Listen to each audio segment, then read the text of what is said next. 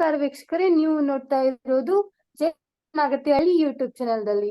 ಇಂದಿನ ಟಾಪಿಕ್ ಬಂದು ಒಳ್ಳೆಯತನ ಎಂದು. ನಮ್ಗೆಲ್ಲ ಗೊತ್ತಿರೋ ಹಾಗೆ ಕೆಟ್ಟತನನೇ ಇರುತ್ತೆ. So before that negative positive ಇದ್ರಲ್ಲಿ ನಾವು ಒಳ್ಳೆತನ ಅಂದ್ರೇನು ಅನ್ನೋದ್ರ ಒಂದು ಕಾನ್ಸೆಪ್ಟ್ ಕುರಿತು ನಾವು ಒಳ್ಳೆತನ ಅನ್ನೋದಂದ್ರೆ ರೂಪಾಯಿನೇ ಆಗ್ಲಿ ರೂಪಾನೇ ಇರೋದಿಲ್ಲ, ಹೌದಾ? ಅದೇ ರೀತಿ ಮನುಷ್ಯನ ಒಂದು ಒಳ್ಳೆತನ ಮಾತ್ರ ಇರುತ್ತೆ. ಸೊ ನಮ್ಮ ಒಳ್ಳೆತನ ಎಂದಿಗೂ ಕೈ ಬಿಡೋದಿಲ್ಲ. ಕಷ್ಟ ಕಾಲದಲ್ಲಿ ನಮ್ಗೆ ಏನಾದ್ರೂ ಸಹಾಯ ಸಿಗುತ್ತೆ ಅಂದ್ರೆ ಅದು ನಮ್ಮ ಒಂದು ಒಳ್ಳೆತನ. ಆದ್ರೆ ವೀಕ್ಷಕರೇ, ನಮ್ಮ ಒಂದು ಜಯಪ್ರಕಾಶ್ ನಗತೇಳ ಅವರು ಮೆಂಟರ್ ನಗತೇಳಿ ಸರ್ ಅವರು ಈ ಒಳ್ಳೆತನ ಅಂದ್ರೆ ಏನು, ಇದ್ರ ಒಂದು ಗುಣ ಲಕ್ಷಣಗಳು ಹಾಗೂ ಈ ಒಂದು ಒಳ್ಳೆತನ ತನ್ನ ಒಂದು ಆಯಾಮವನ್ನು ಯಾವ ವಿಶ್ವದೆಲ್ಲೆಡೆ ಪಸರಿಸಿಕೊಂಡಿದೆ ಅಂತ ಹೇಳಿ ಅವರು ತಮ್ಮ ಒಂದು ನಮ್ಮ ಮುಂದೆ ಹಂಚ್ಕೊಳ್ತಾರೆ. ಇವಾಗ ನೋಡೋಣ ವೀಕ್ಷಕರೇ. ಎಸ್ ಅಕ್ಷತಾ, ನಾವು ಮಾತಾಡ್ತಾ ಸಾಮಾನ್ಯವಾಗಿ ಈ ಪದ ಬಳಸ್ತಾ ಇರ್ತೇವೆ, ಒಳ್ಳೆಯವರು ಕೆಟ್ಟವರು, ಒಳ್ಳೆತನ ಕೆಟ್ಟತನ ಅಂತ. ಹಾಗಾದ್ರೆ ಆ ಒಳ್ಳೆತನ ಅಂದ್ರೆ ನಿಮ್ ಪ್ರಕಾರ ಏನು ಅಂತ ಕಾಮೆಂಟ್ ಬಾಕ್ಸ್ ಅಲ್ಲಿ ಒಂದ್ಸರಿ ಕಾಮೆಂಟ್ ಮಾಡಿ ಗೊತ್ತಾಗ್ಲಿ. ಓಕೆ, ಸೊ ನಾವು ಇನ್ನೊಬ್ರಿಗೆ ಕೇಡು ಬಯಸಿದವ್ರನ್ನ ಒಳ್ಳೆಯವರು ಅನ್ಬೋದು, ಪ್ರಾಮಾಣಿಕರನ್ನಾಗಿರೋರ್ನ ಒಳ್ಳೆಯವರು ಅನ್ಬೋದು, ಜೊತೆಗೆ ಇನ್ನೊಬ್ರಿಗೆ ಹೆಲ್ಪಿಂಗ್ ಹ್ಯಾಂಡ್ ಕೊಡೋರ್ನ ಒಳ್ಳೆಯವರು ಅನ್ಬೋದು, ಜೊತೆಗೆ ಇಡೀ ಸಮಾಜದಲ್ಲಿ ಯಾರಿಗೂ ಕೇಡನ್ನ ಬಯಸದೆ ಎಂಥ ಸಂದರ್ಭದಲ್ಲಿಯೂ ಸಕಾರಾತ್ಮಕವಾಗಿ ಇರೋರನ್ನ ಒಳ್ಳೆಯವರು ಅಂತ ಅನ್ಬಹುದು ಅಂತ ನಾನು ಭಾವಿಸ್ತೇನೆ. ಬಿಕಾಸ್ ಕರೆಕ್ಟಾಗಿ ಇದ್ರ ಬಗ್ಗೆ ನಾವು ಚರ್ಚೆ ಮಾಡಿರಲ್ಲ, ಡಿಫೈನ್ ಮಾಡಿರಲ್ಲ. ಈ ವಿಡಿಯೋ ಮೂಲಕ ನನ್ನ ಅನಿಸಿಕೆ ಮತ್ತು ಇತರ ಅನಿಸಿಕೆ ಮೂಲಕ ಇದ್ರ ಬಗ್ಗೆ ನಾವು ಡಿಕೋಡ್ ಮಾಡೋಣ, ಅರ್ಥ ಮಾಡ್ಕೊಳ್ಳೋಣ. ಅರ್ಥ ಮಾಡ್ಕೊಳ್ಳೋದಷ್ಟೇ ಅಲ್ಲ, ನಾವು ಒಳ್ಳೆಯವರಾಗಿರೋಣ ಅನ್ನೋದು ನನ್ನ ಆಶಯ ಅಕ್ಷತಾ. ಹಾಗಾಗಿ ಪ್ರಪಂಚದಲ್ಲಿ ಇರೋರೆಲ್ಲ ಒಳ್ಳೆಯರಾಗಬೇಕು ಅಂತ ನನ್ನ ಆಸೆ. Okay, thank you. ಮನದೊಳಗೆ ಇದ್ರು ಕೂಡ ಒಂದು ಒಳ್ಳೆತನವನ್ನು ಎಲ್ಲರೊಂದಿಗೆ ಉಳಿಸ್ಕೊತ ಹೋಗೋನು, ಕೆಟ್ಟತನವನ್ನು ತೆಗೆದ್ ಬಿಸಿ ಅದನ್ನಲ್ಲಿ ನಾವು ಜೀವನದಲ್ಲಿ ಖುಷಿಯಾಗಿರ್ತೀವಿ ಅಂತೇಳಿ ತಮ್ಮ ಒಂದು ನಮ್ಮೊಂದಿಗೆ ಹಂಚ್ಕೊಂಡಿರುವಂತ ಮೆಂಟರ್ಜಿ ಅವರಿಗೆ ಧನ್ಯವಾದಗಳು. ಅಂದ್ರೇನು ಅನ್ನೋ ಒಂದು ಟಾಪಿಕ್ ಕುರಿತು ಶಿಕ್ಷಕರಾದಂತಹ ಸತೀಶ್ ಸರ್ ಒಂದು ವಿಚಾರಗಳನ್ನ ನಮ್ಮ ಮುಂದೆ ಹಂಚ್ಕೋತಾರೆ ಅಂತ ನೋಡೋಣ, ಬನ್ನಿ. ಆತ್ಮೀಯರೇ ನಮಸ್ಕಾರ. ಮೊದಲೇದಾಗಿ ಜಯಪ್ರಕಾಶ್ ನಗತೇಳಿ ಸರ್ ಅವರಿಗೆ ಪ್ರೀತಿ ನಮಸ್ಕಾರಗಳು. ಹಾಗೂ ನನ್ನೆಲ್ಲ ಸಹಮಿತ್ರರಿಗೂ ಕೂಡ ವಂದನೆಗಳನ್ನ ಅರ್ಪಿಸ್ತಾ, ಒಳ್ಳೆತನ ಒಳ್ಳೆ ಟಾಪಿಕ್, ಹೆಸರಲ್ಲೇ ಒಳ್ಳೆತನ ಅನ್ನೋದಿದೆ. ಒಳ್ಳೆತನ ಅನ್ನೋದು ನಾವು ವಿರುದ್ಧ ಪದ ತಗೊಂಡಾಗ ಕೆಟ್ಟದು ಅನ್ನೋದು ಬರುತ್ತೆ.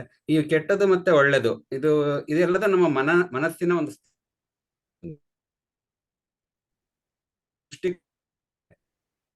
ಆಲೋಚನೆಗಳು ಬೇರೆ ಇರ್ತವೆ. ಪ್ರತಿಯೊಬ್ಬರ ಒಂದು ವಸ್ತುವನ್ನ ಗ್ರಹಿಸುವ ರೀತಿ ಬೇರೆ ಇರುತ್ತೆ. ನಾವು ರೀತಿಯಲ್ಲಿ ಇದು ಒಳ್ಳೇದು, ಇದಕ್ಕೆ ನಾವು ತೀರ್ಮಾನಕ್ಕೆ ತಗೊಳ್ತಾ ಹೋಗ್ತೀವಿ. ನನಗೆ ಹಿತ ಅನ್ಸಿದ್ದು ಅದು ಇನ್ನೊಬ್ರಿಗೆ ಹಿತ ಕೆಟ್ಟದು ಅಂತ ಅವ್ರಿಗೆ ಅನ್ಸುತ್ತೆ. ಅಂದ್ರೆ ಅವರವರ ಭಾವಕ್ಕೆ ಅವರವರ ಭಕ್ತಿ ಈ ಒಳ್ಳೇದು ಮತ್ತೆ ಕೆಟ್ಟತನ ಅನ್ನೋದು.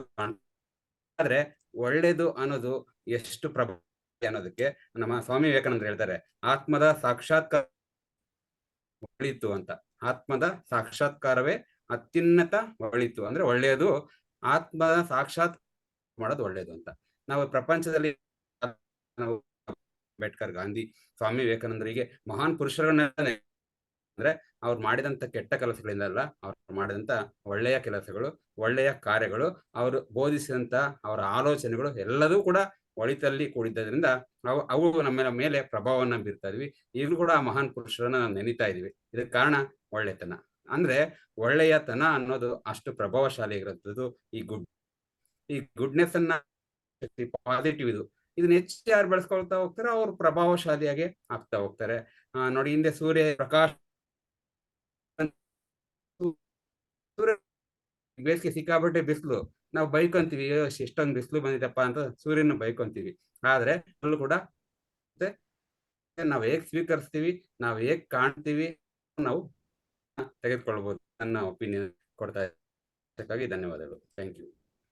ಓಕೆ ಸರ್, ತಮ್ಮ ಮಾತಿನ ಮೂಲಕ ಮಾನವನ ಒಳ್ಳೆತನ ಅನ್ನೋದು ಜ್ಯೋತಿ ಇದ್ದಂತೆ, ಅದನ್ನು ನಾವು ಮರೆ ಮಾಚಬಹುದು, ಆದ್ರೆ ಅದನ್ನ ಆರಿಸ್ಲಕ್ ಆಗುದಿಲ್ಲ ಅಂತೇಳಿ ತಮ್ಮ ಒಂದು ವಿಚಾರಧಾರೆ.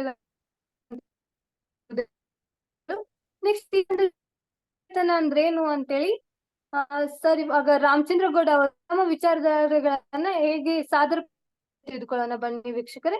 ಸರ್, ಮೇಲೆ ಎಲ್ಲರಿಗೂ ನಮಸ್ಕಾರ. ಒಳ್ಳೆತನ ಆ ಅಂದ್ರೆ ತನ ಹೆಚ್ಚ ದೊಡ್ಡತನ ಹೆಚ್ಚ ಅಂತ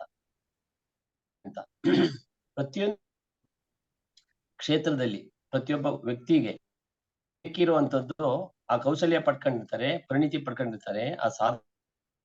ಯಾವುದೇ ಕ್ಷೇತ್ರದ ಯಾವುದೇ ಸಾಧಕರು ಕೂಡ ಈ ಒಂದು ಮಹತ್ವವಾದ ಅಂಶ ಅಂತ ಅಂದ್ರೆ ಒಳ್ಳೆತನ ಇಲ್ಲ ಅಂತ ಅವರು ಯಾವ ಕ್ಷೇತ್ರದಲ್ಲಿ ಎಷ್ಟು ದೊಡ್ಡ ಮಟ್ಟದಲ್ಲಿ ಸಾರ್ಥಕತೆ ಆಗೋದೇ ಇಲ್ಲ. ಹೇಗೆ ಅಂತಂದ್ರೆ ಯಥಾದೃಷ್ಟಿ ಅಂತ ಈ ನಮ್ಮಲ್ಲಿ ಒಳ್ಳೆಯದನ್ನ ಇಲ್ಲ ಅಂದ್ರೆ ಸ್ವಭಾವ ಅದು ನಮ್ಮ ಗುಣ ಸ್ವಭಾವ, ಅದು ಮೌಲ್ಯ ಅಂತ. ನಾನು ಒಳ್ಳೆತನ ನನ್ನಲ್ಲಿ ರೂಪಿಸ್ಕೊಂಡಿಲ್ಲ, ಕಲ್ತಿಲ್ಲ, ಅದ್ರ ಪ್ರೀತಿ ಮಾಡೋಲ್ಲ. ಪ್ರಪಂಚದಲ್ಲಿ ನಾನು ಬೇರೆಯವರಿಗೆ ಒಳ್ಳೆಯವರಾಗಿ ಇರೋದಕ್ಕೂ ಆಗಲ್ಲ. ಪ್ರಪಂಚ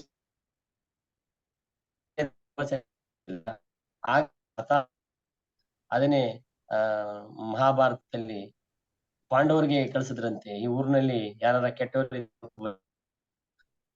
ಯಾರು ಕೆಟ್ಟವರಿಗೆ ಕಾಣ್ಲಿಲ್ಲಂತೆ, ವಾಪಸ್ ಬಂದರಂತೆ. ಶ್ರೀಕೃಷ್ಣಂಗೆ ಹೇಳಿರ್ಬೋದು ಅಂತ ನನ್ನ ಅನಿಸಿಕೆ. ಇವ್ರನ್ನ ಕಳ್ಸಿದ್ರಂತೆ, ಯಾರು ಒಳ್ಳೆಯವರಿದಾರ ಹುಡ್ಕೊ ಬನ್ನಿ ಅಂತ. ಅವ್ರಿಗೆ ಕಾಣಿಸೋದೇ ಹಾಗೆ, ಅವ್ರ ಮನಸ್ಥಿತಿ ಇರೋದೇ ಹಾಗೆ, ದುರ್ಯೋಧನದ್ದು ಎಲ್ಲಾರಲ್ಲೂ ಅನುಮಾನ, ಎಲ್ಲಾರಲ್ಲೂ ಅಹಂಕಾರ ಅನ್ನೋದಿದೆ ಅವರಲ್ಲಿ. ಅದಕ್ಕೆ ಯಾರು ಆ ರಾಜ್ಯದಲ್ಲಿ ಹಾಗೆ ಮನಸ್ಥಿತಿಯನ್ನ ಮೊದಲಿಗೆ ನಾವು ಸಮಾಜಕ್ಕೆ ನಾವು ಪಡ್ಕೊಂಡಿದ್ದೀವಿ, ನಾವು ಕೊಡಬೇಕು. ಅಥವಾ ನಾವು ಹುಟ್ಟಿರೋದು ಬಂದ್ರೆ ಒಳ್ಳೆತನ ಮೊದಲು ಮನುಷ್ಯಂಗಿರ್ಬೇಕಾಗಿರೋ ಮಾನವೀಯ ಮೌಲ್ಯದ ಗುಣ ಅಂತ ನಾನು ಹೇಳೋದಕ್ಕೆ ಇಷ್ಟಪಡ್ತೀನಿ. ಒಳ್ಳೆತನ ಅನ್ನೋದು ನಿಮ್ಮಿಂದ ಬರ್ಲಿ ಅಂತ ಮತ್ತೊಬ್ಬಂದಕ್ಕಿಂತ ಒಳ್ಳೆತನ ಅನ್ನೋದು ನಿಮ್ಮಿಂದಾನೇ ಪ್ರಾರಂಭ ಆಗ್ಲಿ ಅಂತ ಗೊತ್ತು ಸರ್. ತುಂಬ ಹೃದಯ ಧನ್ಯವಾದಗಳು. ಈ ಒಂದು ಒಳ್ಳೆತನ ಟಾಪಿಕ್ ಕುರಿತು ಇವಾಗ ಕಟ್ಟೆ ಸ್ವಾಮಿ ಸರ್ ಅವರು ತಮ್ಮ ವಿಚಾರಧಾರೆಗಳನ್ನ ಹೇಗೆ ವ್ಯಕ್ತಪಡಿಸುತ್ತಾರೆ ಎಂಬುದನ್ನು ನೋಡೋಣ ಬನ್ನಿ ವೀಕ್ಷಕರೇ. ಕಟ್ಟೆ ಸ್ವಾಮಿ ಸರ್. ಆತ್ಮೇಲೆ ನಮಸ್ಕಾರ. ನಮ್ಮ ಒಳ್ಳೆತನ ಕೆಲವರು ದುರುಪಯೋಗ ಪಡಿಸ್ಕೊಳ್ತಾರೆ. ನಮ್ಮ ಕಟ್ಟಿಗೆ ಕೂಡ ಸಿಲುಕಿಸಿದ್ದನ್ನ ನಾವು ನೋಡ್ಬೋದು. ನಾವು ಜೀವನದಲ್ಲಿ ಹಲವಾರು ಪರೀಕ್ಷೆಗಳನ್ನು ಎದುರಿಸ್ಬೇಕಾಗುತ್ತೆ. ಇರುವ ಒಳ್ಳೆತನ ಯಾವತ್ತೂ ನಮಗೆ ಕೈ ಬಿಡಲ್ಲ. ಅದಕ್ಕಾಗಿ ನಾವು ಒಳ್ಳೆಯವರಾಗಿ ಬಾಳೋಣ, ಒಳ್ಳೆಯತನವನ್ನೇ ಮಾಡೋಣ ಅಂತ ನಾನು ಹೇಳ್ತೀನಿ. ಹಾಗೆ ಒಳ್ಳೆಯ ಕ್ಯಾಂಡಲ್ ಇದ್ದ ಹಾಗೆ ತಾನು ಉರಿದು ತನ್ನವರಿಗೆ ಬೆಳಕಾಗಿ ತನ್ನ ಅಸ್ತಿತ್ವವನ್ನೇ ಕಳೆದುಕೊಳ್ಳುತ್ತಾರೆ. ನಮ್ಮ ಒಳ್ಳೆಯತನವನ್ನು ತುಂಬಾ ನಮ್ಗೆ ಹೇಳ್ತೀನಿ. ಹಾಗೆ ಒಳ್ಳೆಯತನ ಇದೊಂದೇ ನಾವು ಹೋಗುವ ಬೆಲೆ ಕಟ್ಟ ಜಾಸ್ತಿ ಅಂತ ಹೇಳಕ್ ಇಷ್ಟಪಡ್ತೀನಿ. ಧನ್ಯವಾದ.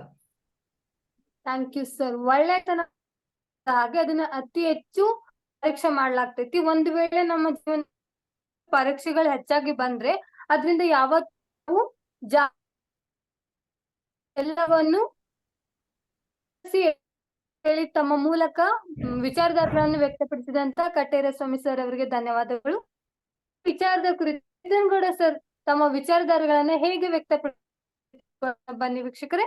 ಸಿದ್ದನಗೌಡ ಸರ್.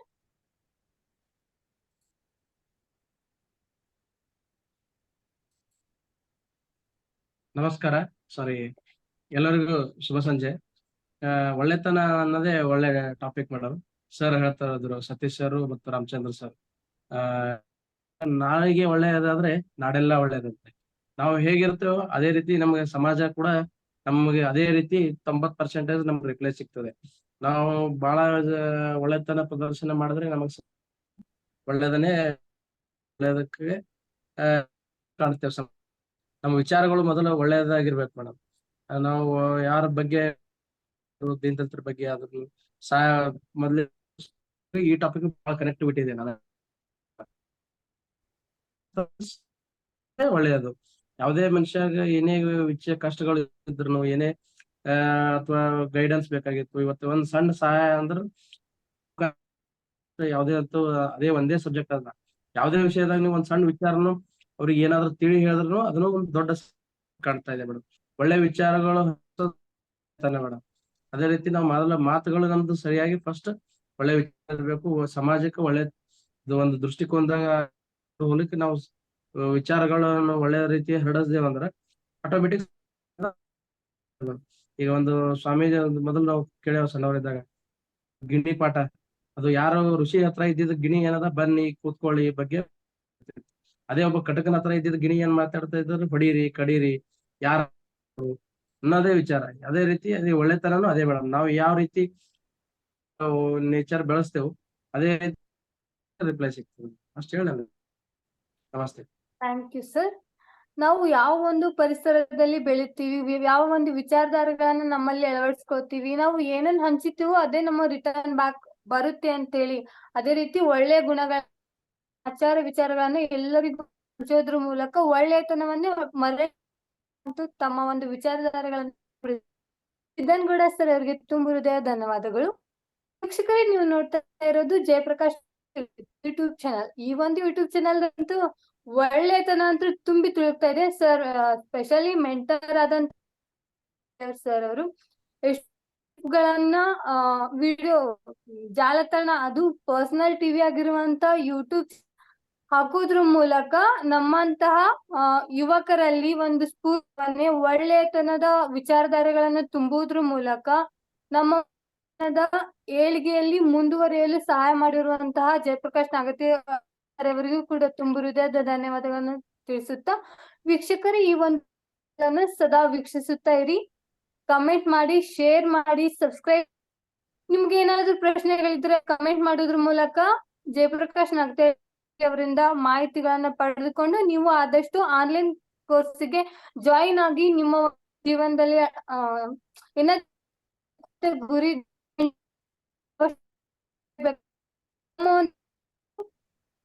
ಮಾರ್ಗದರ್ಶನ ನೀಡ್ತಾರೆ ಅಂತ ಹೇಳಿ ಭರವಸೆ ಈ ಒಂದು ಅವಕಾಶ ನೀಡ್ತಾ ಮೆಂಟರ್ಜಿ ಅವರಿಗೆ ತುಂಬ ಹೃದಯ ಧನ್ಯವಾದಗಳು.